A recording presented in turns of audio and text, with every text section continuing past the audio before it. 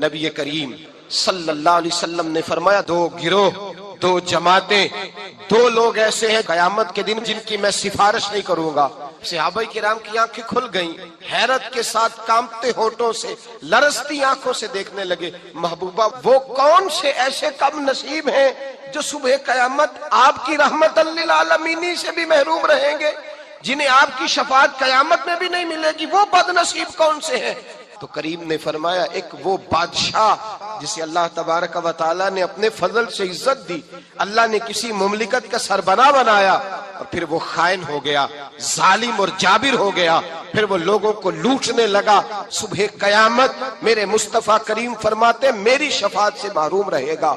اور دوسرا میرے حبیب پاک علیہ السلام نے فرمایا میرا وہ امتی ہو لیکن اگر اللہ کی حدوں کو توڑتا ہے تو قیامت کے دن وہ میری شفاعت کا حقدار نہیں ہے۔